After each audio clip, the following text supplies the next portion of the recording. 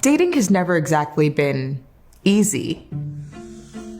In the past, say the 90s and prior, the majority of people met their partners through their communities, either through friends and family, or maybe through their work or their church or their school. But then dating apps and online dating appear, and there's an incredible shift. The number of people who meet their partners online shoot up. And in some ways, this is a really good thing. Online dating and dating apps have helped a lot of people. And I think that the added freedom that online dating has provided has been especially helpful for people in marginalized groups who might not have found their partners otherwise. But there are some alarming negative trends that are impacting the way that we live our romantic lives today. For pretty much all of history, people met their partners through their community, their family, or friends. Dating apps has changed all of that. You can meet someone totally independent of your normal circles, and you can date them without supervision. But there is something of a downside to all of this privacy too. There's a distinct lack of accountability. You can ghost someone or be ghosted. You can send someone a pic of your genitalia and know that they can't tell anyone about it because who would they tell?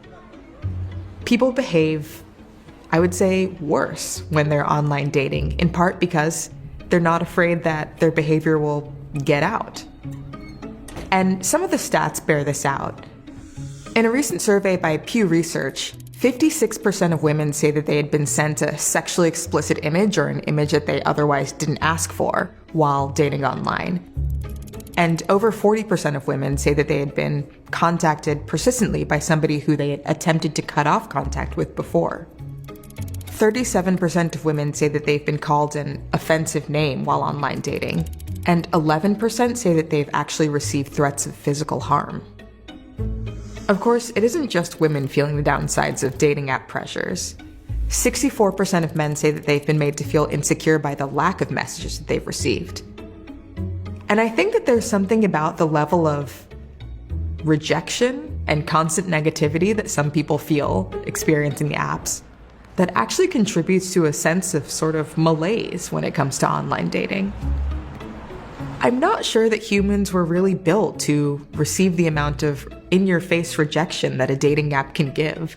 The number of people you simply don't match with, who it's easy to internalize just don't like you as a person. And then there are also what I would call the habits of mind that using dating apps tends to inculcate. Dating apps like Tinder and Bumble and Hinge are set up to sort of gamify dating. Swipe left or swipe right on this deck of cards covered in hot people. And it can foster this feeling that there are hundreds, thousands, millions of people out there, so why settle for anyone who doesn't match your specifications perfectly? Of course, there may be millions of people out there, but that doesn't mean that you can or should date all of them. But dating apps do give the illusion that there is always something better out there, that there's no reason to put work into one relationship that isn't perfect when you could just find another one and start over again. And I think that that may contribute to a delay in settling down for some people. And then, of course, with dating apps, pictures are incredibly prominent. And often people are judging based on just appearance. If you have a flattering profile pic, if you can take a good selfie, you're much likely to get a positive swipe. But this really cuts against people who, hey, may not be great with a camera, but have other excellent qualities that don't necessarily show up well on a dating app.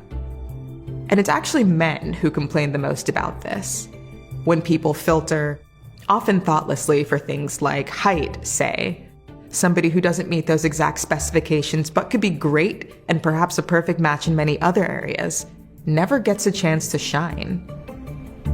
And then finally, when you think about dating apps and how you are sort of looking through people's kind of marketing bios of themselves, the best picture, their maybe one line of text that a Tinder or Bumble allows, you begin to look at people as objects. And at the same time, if you're on a dating app, you may be marketing yourself as an object too.